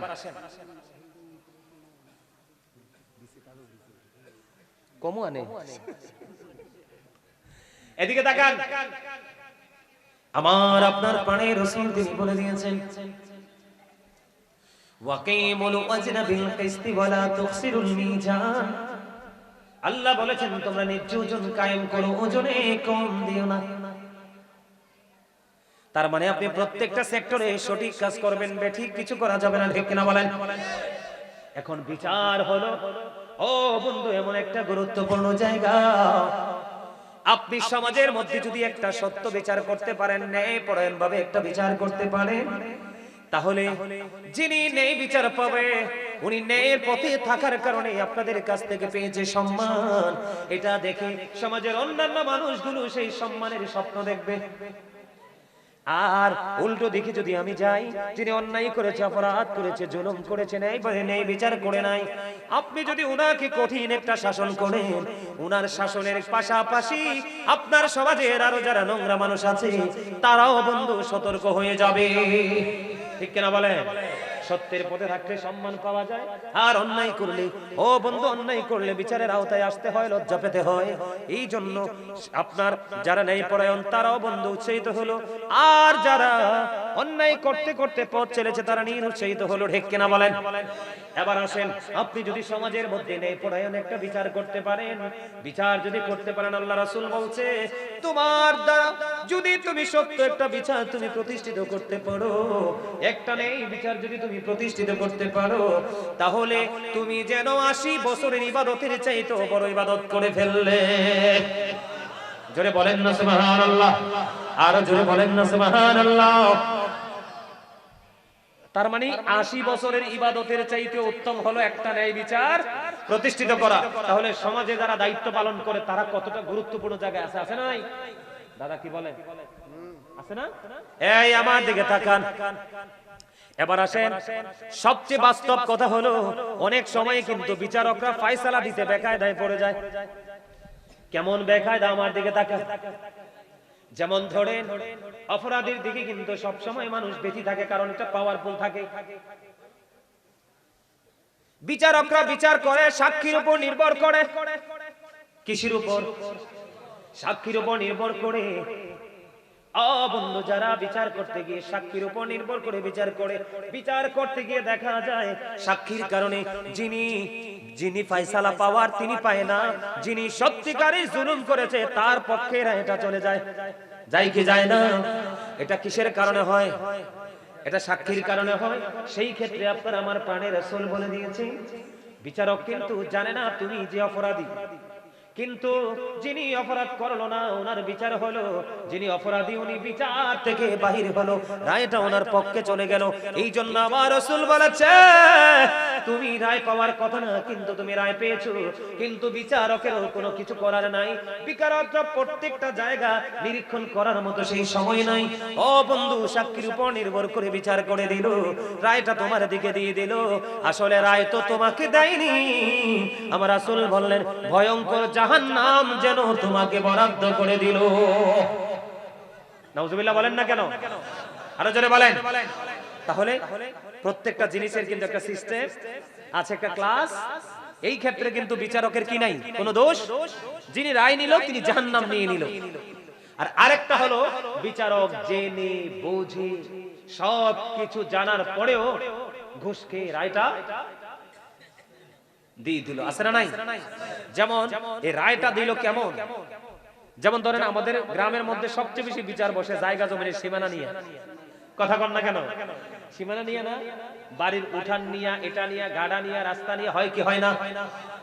বন্ধুরে আমার, আপনি যদি জোর করে বিচারকের সহযোগিতা নিয়ে জোর করে যদি আপনি 1 বিঘা পরিমাণ জায়গা যদি আপনি দখল করে নেন, আমার রাসূল বলেছে তুমি দুনিয়ার মধ্যে জায়গা দখল করে নিয়ে গেলা, আল্লাহ রাসূল বলেছেন কাল হাসরের ময়দানে তোমার গলার মধ্যে 60টা পৃথিবী মালা বানাইয়া ঝুলাইয়া দেওয়া হবে। জুড়ে জুড়ে বলেন না নাউজুবিল্লাহ। কয়টা পৃথিবী? 60টা পৃথিবী। এই যে দেখেন, एग्जांपल দেই, এটা কি পানির বোতল? কি কয় লিটার? কথা বলেন, কয় লিটার? 1 লিটার আমি হাতে রাখলাম, কিছু সময় ভালো লাগলো, কিছু সময় হাঁটার পরে কিন্তু এটা বন্ধু কয়েক লিটারের উপর রূপান্তরিত হবে। যুবক ভাইয়েরা আপনারা বুঝেননি? কারণ সমাজের অসভ্য বন্ধু বিচারক, সমাজের ক্যারেক্টারলেস নেতারা, দেশের চরিত্রহীন নেতারা তোমাদের মতো যুবকদেরকে ব্যবহার করে সমাজের মধ্যে, দেশের মধ্যে ত্রাসের রাজত্ব কায়েম করে। ঠিক কিনা বলেন? ও যুবক, আমি তোমাদেরকে মেন করে বলছি, আল্লাহর হাবিব বলেছেন এদিক তাকান, তুমি জানলা, তুমি বুঝলা, তুমি জানার পরেও বোঝার পরেও সবচেয়ে বড় আযাব যেটা, সবচেয়ে বড় ভয়ঙ্করতা যেটা, তুমি জানলা সেই লোকটা অপরাধী, তুমি জানলা সেই লোকটা ঘুষ খায়, তুমি জানতে পারলা সেই লোকটা অন্যায়ের পক্ষে থাকে না, ও বন্ধের পক্ষে থাকে না, অন্যায়ের পক্ষে থাকে, সবকিছু জানার পরেও তুমি ওই অপরাধীর কাছে গেলা কারণ ঘুষ দিতে পারবা। আল্লাহ রাসূল বলেছেন তুমি অপরাধী জানার পরেও তুমি তাকে সমর্থন করেছো, কারণ তোমার বাজারের দিনে তোমার ঘরে এক ভাগ বাজার পাঠিয়ে দিয়েছে, যেই কোনো সুবিধা তোমাকে সময় সময় দিয়েছে। আল্লাহ রাসূল বলেছে ও যুবক বন্ধুরে, ও আমার ভাই, আমার বাবা গো, মা বোনদেরকে বলছি গো, আমার রাসূল বলেছেন সবকিছু জানা শোনার পরেও যেই ব্যক্তিটা অপরাধীকে সমর্থন করবে, আমার রাসূল বললেন সে মুসলমান থেকে সঙ্গে সঙ্গে খারিজ হয়ে যায়। জোরে জোরে কন্যা নাউজুবিল্লাহ। সবকিছু জানার পরে, বোঝার পরে, অপরাধী চিহ্নিত করার পরেও যদি অপরাধীকে সাপোর্ট দেয় তাহলে সে কি হয়ে গেল? মুসলমান থেকে খারিজ, সে আর মুসলমান থাকে না। এর চেয়ে বড় সাজা আসেনি, এর চেয়ে বড় ভয়ঙ্কর অভিশাপ আসেনি। অন্যায় করতে গেলে, অপরাধ করতে গেলে আপনাকে আমাকে সচেতন থাকতে হবে। ঠিক না ঠিক? এক্সাম্পল বন্ধু, আমি এটা হাতে নিলাম, আগামী দিন প্র্যাকটিক্যালি আপনারা একটু ট্রাই করবেন। জীবনে প্র্যাকটিক্যালি শিক্ষার জন্য আমি যেটাকে হাতে ধরছি সর্বোচ্চ 1-1.5 মিনিট হইব, ঠিক কিনা বলেন? মনে হয় যেন এটা আমার হাত ছিঁড়ে পড়ে যাবে। আর এমনি যদি হাঁটতে থাকি ধুলতে থাকবে, ও বন্ধু কিছু দূর যাওয়ার পর এটা 5 লিটারে রূপান্তরিত হবে। আমি হাঁটতে থাকলাম, আমার গন্তব্য অনেক দূর, আমি আরো বড় বন্ধু করে হাঁটতে থাকলাম। হাঁটতে হাঁটতে একটা এমন অবস্থা হবে এটা আমার হাতে আর সইবে না, ঠিক কিনা বলেন? হঠাৎ করে আমার মধ্যে এত দুর্বল মনোভাব তৈরি হবে, আমি প্র্যাকটিক্যালি আপনাদের কাছে বলি, মাইন্ড করবেন না, আমি কিন্তু হাঁটতেছি, আমার হাতের পাওয়ারলেস হয়ে গেছে, আমি নির্বোধ হয়ে গেছি বন্ধু। হঠাৎ করে আমার মনের অজান্তে এইভাবে আমি ফেলে দিতে পারবো, ঠিক কিনা বলেন? কথা বুঝতে পারছেন নি বন্ধু? এখানে আপনাকে নিয়ে আসার জন্য বলছি এই কারণে, আপনারা একটু গভীরভাবে চিন্তা করবেন বন্ধু। এই আমি হাঁটতে হাঁটতে ক্লান্ত হয়ে গেলাম, আমি একটা সময় এটাকে ছিঁড়ে ফেলে দিলাম, মাটির মধ্যে ফেলে দিলাম বন্ধু। কিন্তু ওপারটা তো ভয়ঙ্কর হবে, তুমি দীর্ঘ পথ তোমাকে চলতে হবে, দীর্ঘ পথ তোমার গলায় নিয়ে হাঁটতে হবে বন্ধুরে আমার আল্লাহ বলে দিয়েছেন, ও গাজী সুলাইমান, তোমাদের এলাকায় এসে পানির বোতল হাতে নিয়ে, এই পানিটার নাম কি? আকুয়াফিনা। এই পানির বোতল হাতে নিয়ে তিনি তোমাদেরকে প্র্যাকটিক্যালি দেখিয়েছিল, তোমরা নির্বোধ ছিল, তোমরা সেন্সলেস ছিল, তোমরা সেন্সিবিলিটি সম্পূর্ণ পৌঁছানো হতে পারো নাই। আমি আল্লাহ জানিয়ে দিয়েছি, তিনি কিন্তু একটা সময় এটাকে ছেড়ে দিল, ফেলে দিল, কিন্তু তোমাদের ভয়ঙ্কর রূপে রূপান্তরিত হবে। আল্লাহ রাসূল বলেছেন, তুমি তো মুসলমান থেকে খারিজ হয়ে গেলা, তোমার ঠিকানা হয়ে গেল জাহান্নাম। ওই জাহান্নামের মধ্যে ওই পাপীদের জন্য একটা ভয়ঙ্কর খাবার বরাদ্দ আছে, যেটার নাম হলো বন্ধু জাক্কুম। এই জাক্কুম যদি, এই গ্রামটার নাম কি? কি? বড় বাতুয়া। এই বড় বাতুয়া গ্রামে একটা ফোঁটা জাক্কুম যদি এই মুহূর্তে যদি এখানে পড়ে, মাত্র জাস্ট একটা ফোঁটা জাক্কুম যদি এখানে পড়ে রে, ও বন্ধু, আমার রাসূল জানিয়ে দিয়েছেন গোটা পৃথিবীর মাটিটা বিষাক্ত হয়ে যাবে, কিয়ামত পর্যন্ত এই পৃথিবীর বুকে কোনো শস্য জন্ম হবে না। এই বিষাক্ত, এই কাঁটাযুক্ত ভয়ঙ্কর খাবার তোমাকে খাইতে হবে, আর 7টা পৃথিবী গলায় নিয়ে তোমাকে রাস্তা অতিক্রম করতে হবে। যুগের পর যুগ, বছরের পর বছর, লক্ষ লক্ষ কোটি কোটি বছর চলে যাবে। আমার আল্লাহ বলেছে, বান্দারে সাবধান হয়ে তুমি কবরে আসো, কারণ আল্লাহ বলেছেন লা ইয়ামুতু, people will not die that day, সেদিন মানুষগুলো মরতে পারবে না। আল্লাহ বলেছেন ফিহা ওয়ালা ইয়াহইয়া, people will not be able to live that day, সেদিন মানুষগুলো বাঁচতে পারবে না। আল্লাহ বলেছেন ওমা হুমান হাবিগাইবিন, people will not be able to escape that day, সেদিন মানুষগুলো সেখান থেকে পালাইতেও পারবে না। জোরে জোরে বলেন না নাউজুবিল্লাহ। উত্তর পাইছেন? আর লাগবে নি? ইমাম সাহেবকে বাধা দিতে গেলে, ইমাম সাহেব বাধা দিতে গেলে ইমাম সাহেবের উপরে কি হয়? ক্ষিপ্ত হয়। এটার মতো অপরাধ আসেনি কিছু? আর এখন তো সমাজ এমন এক জায়গায় যা দাঁড়াইছে, সমাজের ধনী মানুষের পক্ষে না থাকলে ইমাম সাহেবের চাকরি থাকে না। থাকে। আলেমরা হচ্ছে নবীর ওয়ারিস। আলেমরা কি? আল উলামাউল ওয়ারাসাতুল আম্বিয়া। নবীরা হলো কি? আলেমরা হলো নবীদের ওয়ারিস, ঠিক না বলেন? নবীর কথা জানে বোঝে কারা? আলেমরা।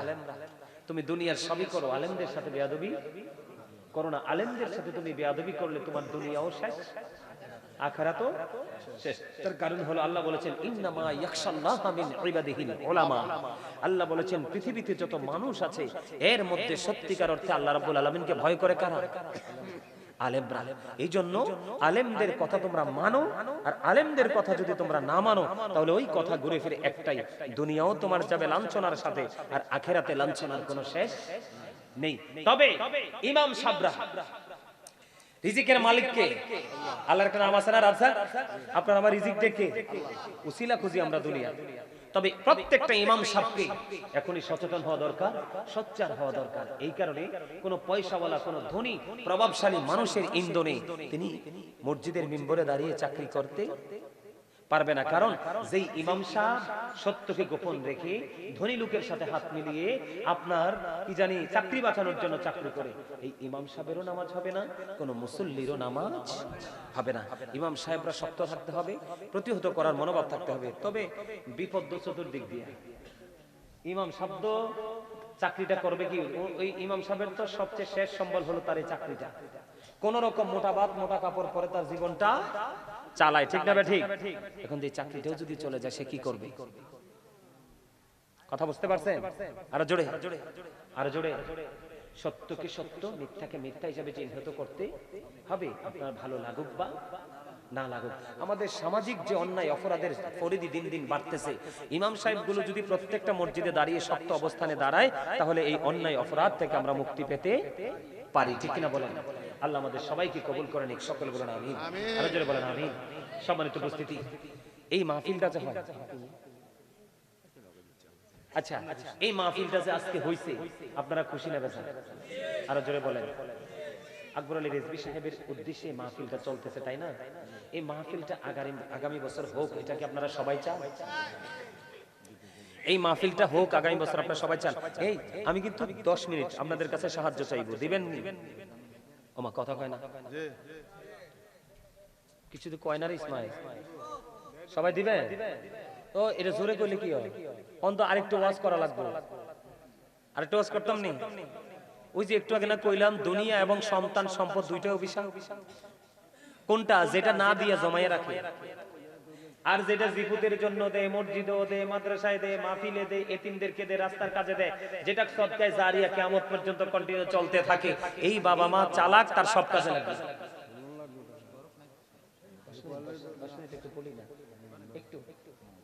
ঠিক আছে নি? এই আপনারা সবাই মিলে সহযোগিতা করতে হবে, এখন না হয় পরে করতে রাজি আছেন? আচ্ছা ওয়াজটা কই, হ্যাঁ ওয়াজটা কই এলই, যেহেতু এই পাগলারে পাইছি, এই পাগলার খেয়াল করছি আমি, এটা এনে বইছিল, এটা যখন দেখছে যে আমারে দেখে না, এটা কি করছে, এনতে উঠতে যাইয়া ঘুরে আইসা এদিকে বইছে। মারহাবা কোন, আরো জোরে। নবীর প্রেমিক আলেমদের মজলিসে বসা মানে নবীর মজলিসে বসা। সুবহানাল্লাহ বলেন না? আপনার মুসল্লি দেখে পাগলা আসে, আলহামদুলিল্লাহ কোন, আর জোরে হনে নাও আমার কথাটা শুনেন আমি কি বলি। আল্লাহ রাসূল, আমি আজকে আপনাদেরকে নিয়ে যেভাবে কথা বলতেছি, আমাদের মতো তো তখন এরকম পরিবেশ ছিল না। তখনকার সময় রাসূলের জামানা যেমন ছিল, আল্লাহ রাসূল সাহাবায়ে কেরামদেরকে একদিন ডেকে বললেন, তোমাদের মধ্যে এমন কি কেউ আছো যে নিজের সম্পদের চাইতে ওয়ারিসের সম্পদ বেশি পছন্দ করো? সাহাবায়ে কেরাম এবার ডাক দিয়ে বললেন, ইয়া রাসূলুল্লাহ, নবী গো, আমাদের মধ্যে এমন কেউ নাই গো যে নিজের সম্পদের চাইতে ওয়ারিসের সম্পদ বেশি পছন্দ করে। এবার আমার নবীজি বললেন, তাহলে তোমরা শুনে রাখো, তাহলে তোমরা বুঝে রাখো, তুমি ইন্তেকাল করার আগে যা তুমি আল্লাহর সন্তুষ্টির জন্য খরচ করে যাবে, এগুলোই শুধু তোমার। আর যা তুমি পৃথিবীতে রেখে যাবে, তোমার 1 কোটি টাকা দামের বাড়ি, মাঠে তুমি সোনালী ফসলের ক্ষেত, ব্যাংক ভর্তি আছে সোনা গহনা টাকা পয়সা, এগুলো তুমি রেখে কবরে চলে যাবে। এগুলো যদিও তুমি উপার্জন করেছো, এগুলো একটাও তোমার না, এই সবগুলো তোমার ওয়ারিসে, তার মানে পরবর্তী জেনারেশনের। এই জন্য রাসূল বলেছে, মরার আগে তুমি আল্লাহর সন্তুষ্টির জন্য যা তুমি দান করে যাবে, এগুলোই তুমি হাসরের ময়দানে পাবে। আর দুনিয়াতে যেগুলো রেখে গেছো, এগুলো তো তোমারই না, তুমি পাইবা কেমন করে? ঠিক কিনা বলেন? আমার কথা কি বুঝতেছেন?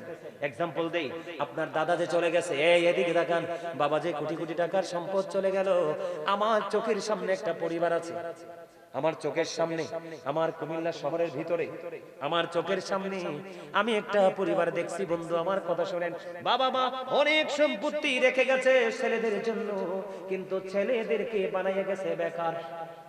কি বেকার বানিয়ে গেছে, কোটি কোটি টাকার সম্পদ বিক্রি করতেছে আর খাইতেছে, বিক্রি করতেছে আর খাইতেছে। বাবা কবরে কেমন আছে খবর নাই, মা আছে কিনা বন্ধু আমি জানি না, তবে বাবা কেউ আছে কিনা জানি না, কিন্তু বাবা নাই মা নাই আমার সম্ভবত জানা যতটুকু ধারণা, বাবা নাই যে জানি, মা আছে কিনা জানি না, বেঁচে বেঁচে খায়, কিন্তু জুড়াইয়া দিয়া গেছে কে রে? বাবা। এই জন্য প্রত্যেকের একটু চালাক হওয়া দরকার।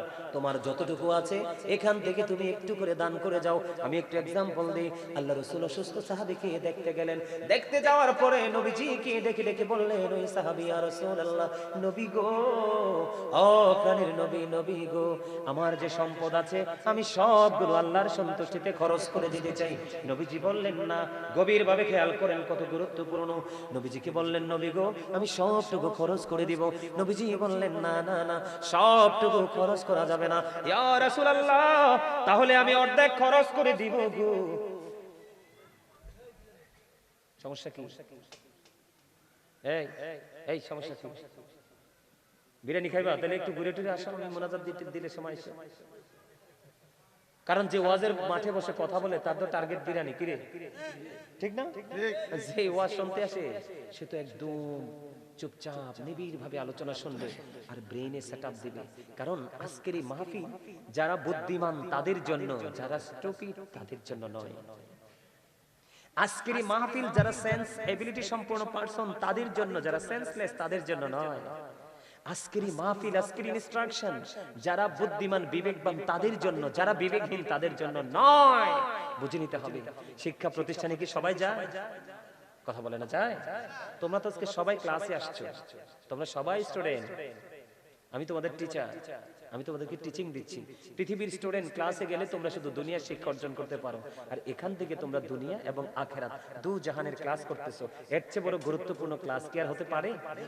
কথা বলো, পারে? তোমাদের ব্রেইন তো এখন কাঁচা, তোমরা যেটা চেষ্টা করবা সেটাই তোমাদের ব্রেইনে ঢুকাতে পারবে, এগুলো বুঝতে হবে। যাই হোক, আর সেদিকে যাই না। রাসূলকে বললেন, ইয়া রাসূলুল্লাহ, আমি সবগুলো খরচ করে দিতে চাই। নবীজি বললেন, না না শোনো। নবীজি বললেন, না না, সবগুলো খরচ করা যাবে না। এবার রাসূলকে বললেন, ইয়া রাসূলুল্লাহ, তাহলে আমি অর্ধেকটা খরচ করে দেই কি? মানে আমার সম্পত্তির চাইতে আমি অর্ধেক খরচ করে দিব। নবীজি বললেন, না না না, অর্ধেক খরচ করা যাবে না। ইয়া রাসূলুল্লাহ, তাহলে এক তৃতীয়াংশ আমি খরচ করে দিব, তার মানে 3/1 আমার নবীজি বললেন, হ্যাঁ হ্যাঁ, এইটা তুমি করতে পারো। এবার আপনি প্রশ্ন করতে পারেন, বলে হুজুর গো, এই 3 নম্বরে রাসূল কেন রাজি হলেন? কারণ আমার রাসূল বলেছে, তোমার সন্তান, তুমি ইন্তেকালের পরে তোমার সন্তান কারো কাছে হাত পেতে জীবন যাপন করতে হবে। ভিক্ষুক বানায়া যায় না, হালাল পথে উপার্জন করে সন্তানকে তুমি এমন সম্পদ দিয়ে যাও রে, যে সম্পদ নিয়ে সন্তান মোটামুটি চলতে পারবে। এই জন্য রাসূল বলেছেন, সবটা খরচ করার দরকার নাই, অর্ধেকটা খরচ করব। না না, অর্ধেকটাও দরকার নাই। রাসূল বলেছেন 3/1 খরচ করো, তার মানে সন্তানের জন্য রেখে যাও, তুমি তোমার জন্য কবরে যাওয়ার আগে নিয়ে যাও। আমার ওয়াজটা মনে হয় মজা পান নাই আপনারা, কারণ দেওয়ান লাগবে তো। মিজান ভাই বুঝছেন না? দেনি ও মা, মারহাবা কোন। এবার আসেন, শিক্ষা নেন। আল্লাহ রাসূল বলেছে, পৃথিবীতে তোমরা 2 শ্রেণীর মানুষের সাথে কম্পিটিশন করো। কয় শ্রেণী? কয় শ্রেণী? এইভাবে দেখাও আমার মতো, এই এভাবে প্র্যাকটিক্যাল পিয়ারসন কি? এই আবার দেখাও তুমি, এটা দুষ্ট বেশি, এটা এই সামনেরটা। কয়টা? কথা বলেন না, কয় শ্রেণী? সবাই বলেন, কয় শ্রেণী? আমার রাসূল বললেন, আব্দুল্লাহ ইবনে মাসউদ রাদিয়াল্লাহু তাআলা আনহু থেকে হাদিস কানা বর্ণিত, আমার রাসূল বললেন, 2 শ্রেণীর মানুষের সাথে তোমরা কম্পিটিশন করো, যুদ্ধ করো। ইয়া রাসূলুল্লাহ, এই 2 শ্রেণীর মানুষ কে গো? আমার রাসূল বললেন, দুনিয়ার মধ্যে যে সুশিক্ষায় শিক্ষিত, দ্বীনের আলোয় আলোকিত, ইসলামের রঙে রঙিন, ওই সমস্ত মানুষ যারা দ্বীনের শিক্ষা অর্জন করে সেই শিক্ষার উপর নিজের জীবনকে বাস্তবায়ন করেছে এবং অন্যকেও সেই পথে আনার চেষ্টা করতেছে, তোমরা ওই সমস্ত মানুষের সাথে তোমরা কম্পিটিশন করো। ইয়া রাসূলুল্লাহ, আরেকটা কে গো? যেই মানুষটা হালাল পথ উপার্জন করে আল্লাহর সন্তুষ্টির জন্য যখন যতটুকু দান করা প্রয়োজন ওইটুকু যারা দান করে, ওই সমস্ত মানুষের সাথে তোমরা কম্পিটিশন করো। এই দুইটার একটার কাছেও আমরা নাই। ওমা ওমা ওমা, ঠিক না? দানের কথা কইলে 500 টাকার নোটটা আছে এই পকেটে, আর 5 টাকার নোটটা আছে এই পকেটে। 5 টাকাটা বের করে 500 টাকাটা লুকায় রাখে, কিন্তু বোকায় বুঝে না যে এই 500 টাকা দিলে আমার কোনো লস, কারণ দেওয়ার মালিক কে? মা আয়েশা সিদ্দিকা রাদিয়াল্লাহু তাআলা আনহা থেকে হাদিস বর্ণিত, আমার নবীজি বলেছেন, তুমি যখন কোথাও উদার চিত্তে ছড়িয়ে দিবে, ছিটিয়ে দিবে, 2 হাত ভরে দিবে, তোমার যখন প্রয়োজন হবে আল্লাহ বলে একটা ডাক দিলে আল্লাহও তোমাকে সেইভাবেই দিয়ে দিবে। আমি কৃপণতা কেন করব? আমার সাধ্যে যতটুকু আছে, 1 টাকা আছে আমি 1 টাকাই দিব। আরেকজনের 10 লাখ দেওয়ার ক্ষমতা, সে 10 লাখ দিবে, আমার মন খারাপ করার কোনো কিছুই নেই। ঠিক না? এই মাহফিলের মাধ্যমে কি থাকে জানেন? ইসলাম জিন্দা থাকে। সত্যি করে বলেন তো, আমি যে স্টেপ বাই স্টেপ অনেকগুলো বিষয়ের উপর আলোচনা করলাম, আপনাদের কি শুনতে ভালো লাগছে না? কিছু হলেও তো শিখছেন না? আগামী দিন এখান থেকে কেউ না কেউ আমল করবে তো। এই ধর্মীয় যে আয়োজনগুলো, মাহফিলের আয়োজনের মাধ্যমে কি থাকে? ইসলাম জিন্দা থাকে। যেমন আজকে অনেক কথা বলেছি, আপনারা শুনেছেন। আবার মিডিয়ার দিকে আপনারা খেয়াল করবেন। এই হুজুরে বড় বাতু আসছিল, ঠিক না? আমাদের এখানে অনেক চমৎকার আলোচনা করছে, প্র্যাকটিক্যালি তো শুনছি, আমি অনলাইন থেকে দেখতে চাই। যেমন কত তারিখে চট্টগ্রাম গেছিলাম যে আমরা, গত 13 তারিখ, আমি গত 13 তারিখে চট্টগ্রাম সিটিতে ছিলাম, হালিশ শহরে। আজকে যখন আসতেছি, ছেলেগুলো যুবক ছেলে, সবগুলো বিভিন্ন জেলা, বিশেষ করে কিশোরগঞ্জের বেশি। আজকে আসার সময় বলতেছে, হুজুর আমাদের মাহফিলটা যে করে গেছেন, এই মাহফিলটা কোন টিভিতে পাবো? তখন আমি সাথে সাথে বলে দিছি, বরুরা সুন্নি মিডিয়া সাবস্ক্রাইব করো, পেয়ে যাবো।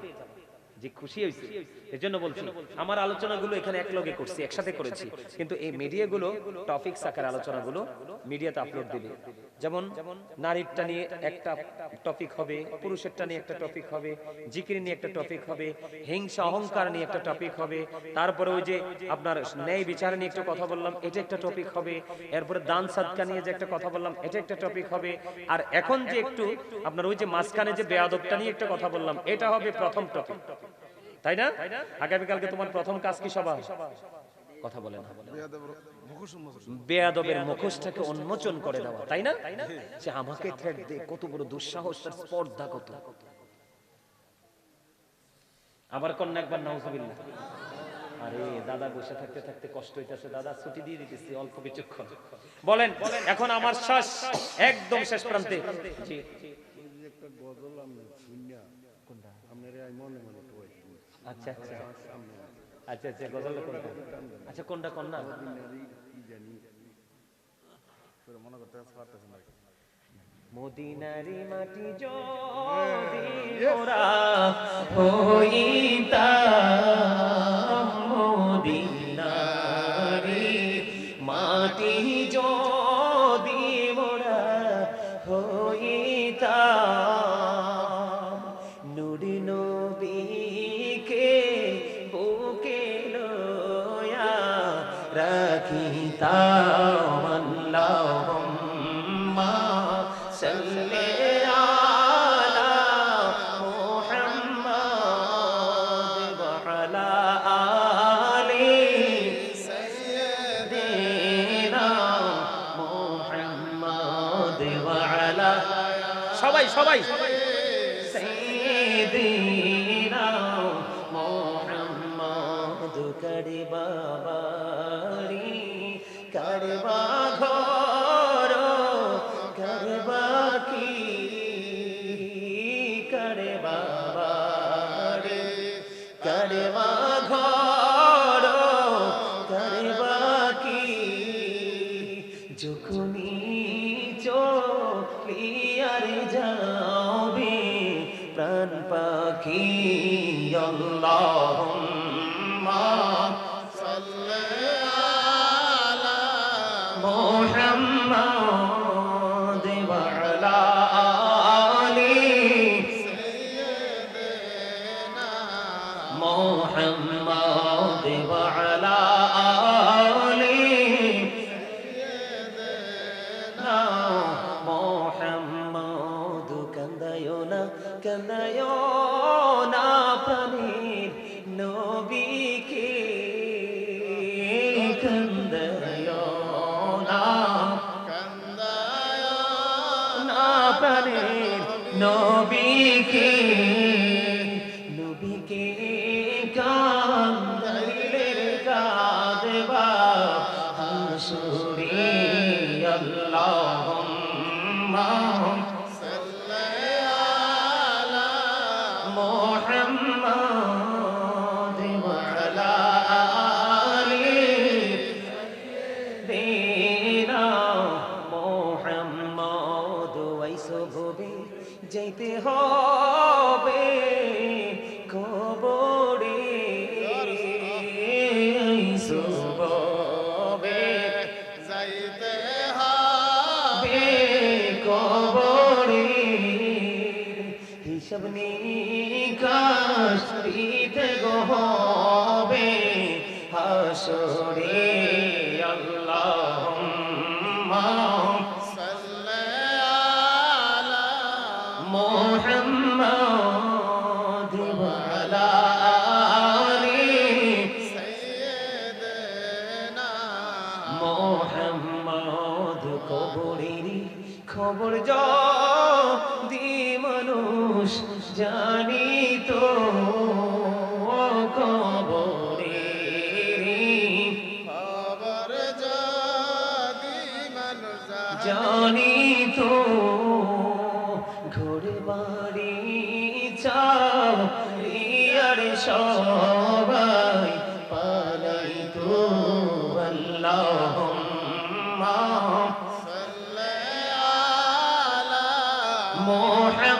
মুহাম্মাদ ওয়া আলা আলি سيدنا